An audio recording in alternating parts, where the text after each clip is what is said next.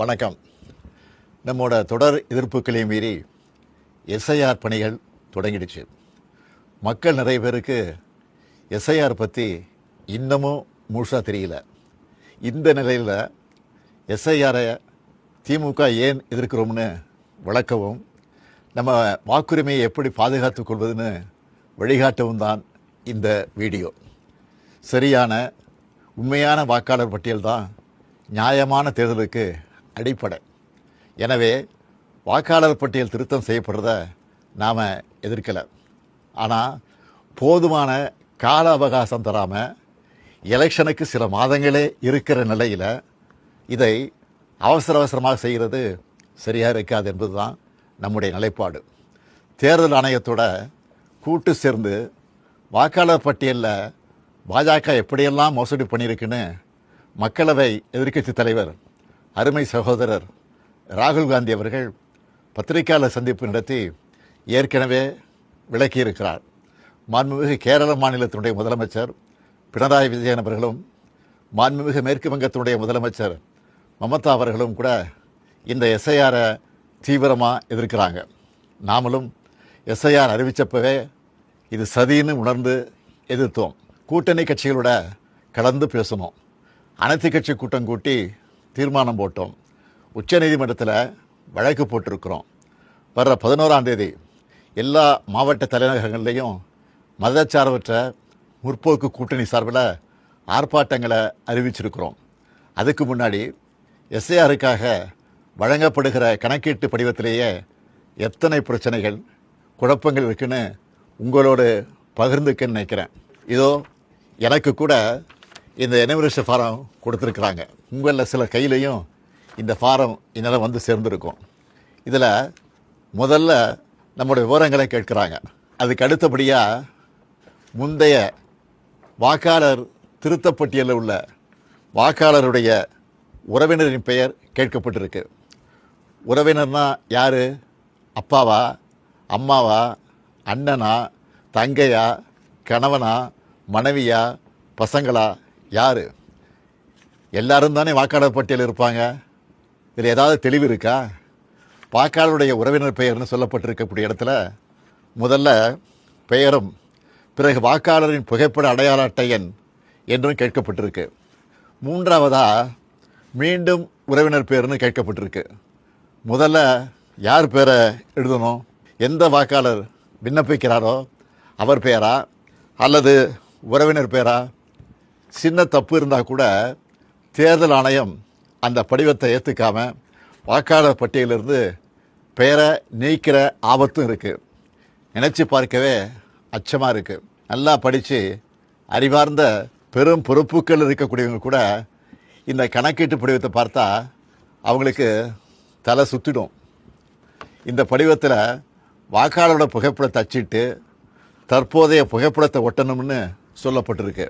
ஆனால் மாநில தேர்தல் ஆணைய அதிகாரி என்ன சொல்லுகிறார்? உங்களுக்கு விருப்பம் இருந்தால் ஒட்டலாம்னு அரசியல் கட்சிகள் கலந்துக்கிட்ட கூட்டத்தில் சொல்லியிருக்கிறார். இது இன்னொரு இடியாப்பு சிக்கல். ஒருவேளை ஃபோட்டோ ஒட்டலைன்னா என்ன நடக்கும்? வாக்குரிமை பறிக்கப்படுமா படாதா? தொகுதியோட வாக்காளர் பதிவு அதிகாரி, அதாவது இஆர்ஓ கையில் தான் இந்த முடிவு இருக்குது. இவங்க எல்லாரும் ஒரே மாதிரியான முடிவு எடுப்பாங்கன்னு சொல்ல முடியாது. இப்படி முதல் கோணல் முற்றிலும் கோணல் என்ற கதையாக எல்லா இடத்துலையும் குழப்பம்தான். இந்த நிலையில் எதிர்க்கட்சிகளை சேர்ந்த சில அதிமேதாவிகள் இந்த எஸ்ஐஆர் பணியை நடைமுறைப்படுத்துவது மாநில அரசின் பணியாளர்கள் தான், அப்புறம் ஏன் திமுக எதிர்க்கணும்னு புரிதலற்ற உண்மைக்கு புறமான விவரங்களை வச்சு பேசுகிறாங்க. ஒரு பணியாளரை தேர்தல் ஆணையம் தன்னுடைய பணிக்காக எடுத்த நொடியிலிருந்து அவர் தேர்தல் ஆணையத்துக்கு கட்டுப்பட்டு தான் செயல்படுவாரை ஒழிய மாநில அரசோட கட்டுப்பாட்டில் இருக்க மாட்டார். மக்களை திசை திருப்பினா போதும்னு தவறான தகவலை பரப்பக்கூடாது. என்னத்தையாவது பொய்ய சொல்லி எஸ்ஐஆரை எப்படியாவது நடத்திடலாமா, ஏழை எளிய மக்களுடைய வாக்குரிமையை நீக்கிடலாமான்னு எதிர்க்கட்சிகள் நினைப்பது வேதனைக்குரியது. எஸ்ஐஆர் தொடங்க நாளிலிருந்து களத்தில் இருக்கக்கூடிய நம்முடைய கழகத்தினரும் நிறைய பிரச்சனைகளை நம்ம கவனத்துக்கு கொண்டு வந்துட்டு இருக்காங்க. பிஎல்ஓக்கள் வர்றதில்லை, வந்தாலும் போதிய அளவு கணக்கீட்டு படிவங்களை கொண்டு வர்றதில்ல. ஒரு நாளைக்கு 30 படிவங்களுக்கு மேலே தர்றதில்ல. இந்த லட்சணத்தில் ஒரு தொகுதியோட இஆர்ஓ 3 லட்சத்துக்கு மேற்பட்ட கணக்கீட்டு படிவங்களை இத்தனை குறுகிய கால அவகாசத்தில் எப்படி கொடுத்து வாங்குவாங்க? வாங்கினா வேலை முடிஞ்சுதா? அதுவும் இல்லை. அதை கடினமயமாக்கி ஒரு டிசம்பர் 7ஆம் தேதி வரைவு வாக்காளர் பட்டியலை வெளியிடணும். போகிற போக்கை பார்த்தா எப்படி இதையெல்லாம் செஞ்சு முடிக்க போகிறாங்கன்னு தோணுது.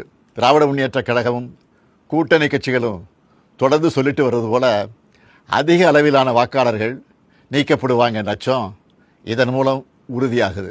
பிஎல்ஓக்கள் தங்களுடைய பணியை சரிவர செய்யலைன்னா இந்த எஸ்ஐஆர் பணியே மொத்தமாக பாதிப்பை சந்திக்கும். பிஎல்ஓக்களும் கட்சிகள் பிஎல்ஏ2க்களும் இணைந்து செயல்பட தேவையான எல்லாத்தையும் தேர்தல் ஆணையம் சொன்னாங்களே தவிர ஆனால் அப்படி ஒரு சூழலை இதுவரை உருவாக்கவே இல்லை. திமுக பிஎல்ஏ2 தயாராக இருந்தாலும் கூட பல இடங்களில் பிஎல்ஓக்கள் வராமல் இருக்காங்க.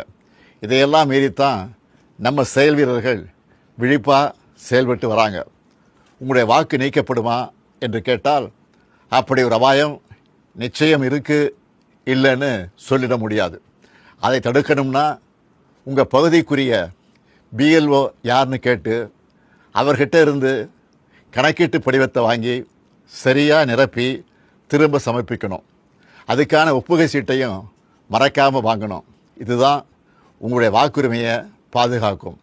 வாக்குரிமை தான் ஜனநாயகத்தோட மறுக்க முடியாத அடிப்படையான உரிமை. தற்போதைய நிலையிலான எஸ்ஐஆரில் ஒட்டுமொத்த தமிழ்நாட்டு மக்களோட வாக்குரிமைக்கும் ஏற்பட்டிருக்கக்கூடிய பாதிப்பு, இதை எதிர்கொள்ள திமுக சார்பில் உதவி மையம் அமைச்சிருக்கிறோம். இது திமுகவினருக்கு மட்டும் அமைச்சிருக்கக்கூடிய உதவி மையம் இல்லை, எல்லோருக்குமானது.